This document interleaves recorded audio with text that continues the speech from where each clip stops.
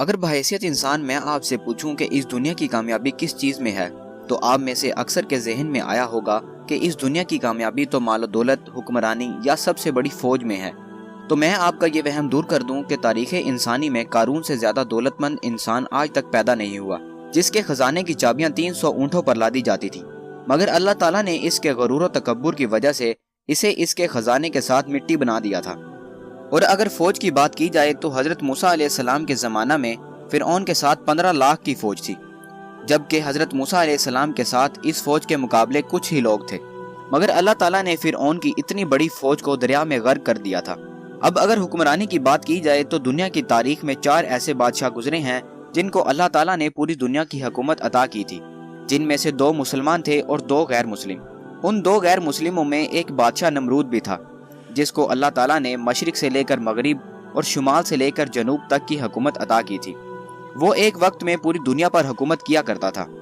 طاقت کے نشے میں آ کر جب اس نے خدائی دعویٰ کیا تو اللہ تعالیٰ نے ایک مچھر سے کس طرح اسے لقمہ اجل بنا دیا۔ تو آج کی ویڈیو میں ہم اسی نمرود کے غرور و تکبر اور ہلاکت کے بارے میں بات کریں گے۔ تو چلیں ویڈیو کا آغاز کرتے ہیں۔ طوفان نوح کے بعد بابل، مینوہ، سنار اور اس کے آس پاس کے علاقوں میں آبادی پھیلنی شروع ہو گئی تھی۔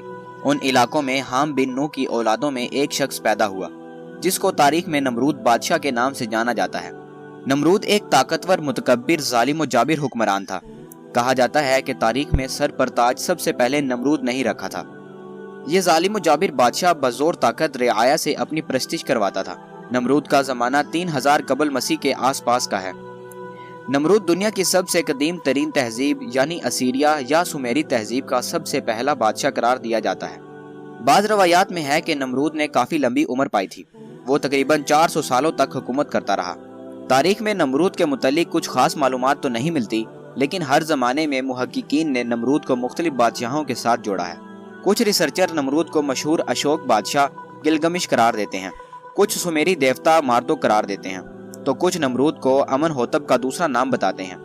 دراصل نمرود کے معنی باغی یا بغاوت کرنے والا کے ہیں، کیونکہ نمرود نے اللہ تعالیٰ سے بغاوت کی اور لوگوں کو بھی بغاوت کرنے پر اکسایا، اور اسی لیے اسے نمرود کہا جاتا ہے۔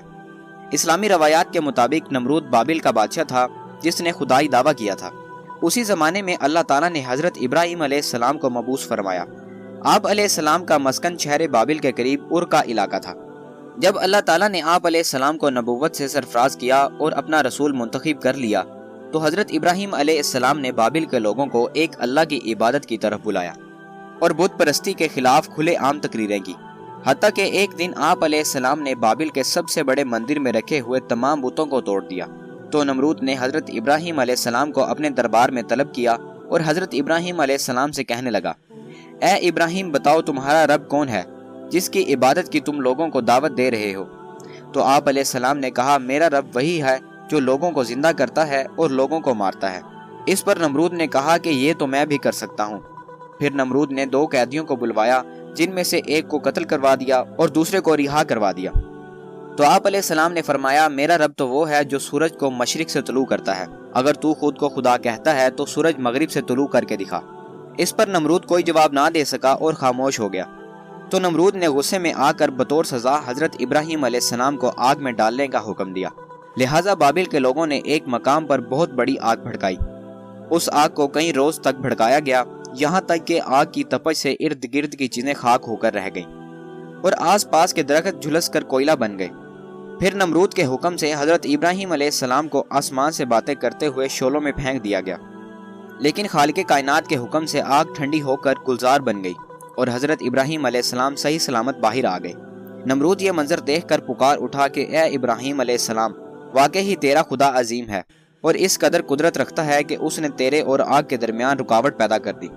میں اس کی قدرت اور عظمت کی وجہ سے اس کے لیے قربانی کروں گا۔ پھر نمرود نے 4000 قربانیاں تیار کروائیں، لیکن حضرت ابراہیم علیہ السلام نے اس سے کہا کہ تیری کوئی قربانی قبول نہ کی جائے گی جب تک کہ تو پہلے اس خدا پر ایمان نہ لے آئے۔ نمرود نے جواب دیا کہ اگر میں ایمان لے آیا تو اس صورت میں تو میری حکومت ختم ہو جائے گی اور میں یہ بات گوارا نہیں کر سکتا۔ بہرحال وہاں موجود کچھ عقل مند لوگ اللہ پر ایمان لے آئے۔ نمرود نے حضرت ابراہیم علیہ السلام کو رہا کر دیا اور آپ شام کی طرف ہجرت کر گئے۔ پھر نمرود نے اللہ تعالیٰ کی تلاش اور آسمان کے خدا سے لڑنے کے لیے بلند و بالا مینار کی تعمیر کروائی۔ جو مینار بابل کے نام سے مشہور ہوا۔ کہا جاتا ہے کہ نمرود اس مینار پر چڑھ کر آسمان کے خدا کو للکارتا اور جب آسمان سے کوئی جواب نہ آتا تو وہ غرور و تکبر سے ہنستا اور لوگ اس کے آگے سجدہ کرتے۔ آخرکار ایک دن فرشتہ انسانی شکل میں اس کے دربار میں آیا اور اسے اللہ کے دین کی دعوت دیتے ہوئے کہا، اے نمرود، اس خدا سے ڈرو اور اس کی نافرمانی سے بچو، کیونکہ خدا کی قدرت اور طاقت تم اور تمہاری فوج سے کہیں زیادہ ہے۔ اگر وہ چاہے تو تمہیں اپنی سب سے کمزور مخلوق کے ذریعے ہلاک کر دے، مگر نمرود نے غرور و تکبر میں آ کر اللہ سے مقابلے کا تقاضا کیا، لہٰذا فرشتے نے اسے اپنا لشکر جمع کرنے کے لیے 3 دن کی مہلت دے دی۔ 3 دن کے بعد اللہ تعالیٰ کے حکم سے مچھروں کی فوج نے نمرود کے سپاہیوں پر حملہ کر دیا، جس کے نتیجے میں اس کی ساری فوج فرار ہو گئی۔ اللہ تعالیٰ نے اس مچھروں کی فوج میں سے ایک مچھر کو نمرود پر مسلط کر دیا، جو ناک کے رستے کے ذریعے اس کے دماغ میں داخل ہو گیا۔ نمرود درد کی شدت سے بے چین ہو گیا۔ جب وہ اپنے ہاتھ سے زور سے اپنے سر پر مارتا تو مچھر کچھ دیر کے لیے بیٹھ جاتا، یوں اسے بھی آرام مل جاتا۔ کہتے ہیں کہ جو شخص بھی نمرود کے دربار میں آتا تو نمرود اسے اپنے ہاتھ کا بوسہ دینے کی بجائے اسے اپنے سر پر جوتے سے مارنے کے لیے کہتا۔ نمرود کی یہ حالت 40 سال تک رہی۔ آخرکار 40 سال کے بعد نمرود ذلیل و خوار ہو کر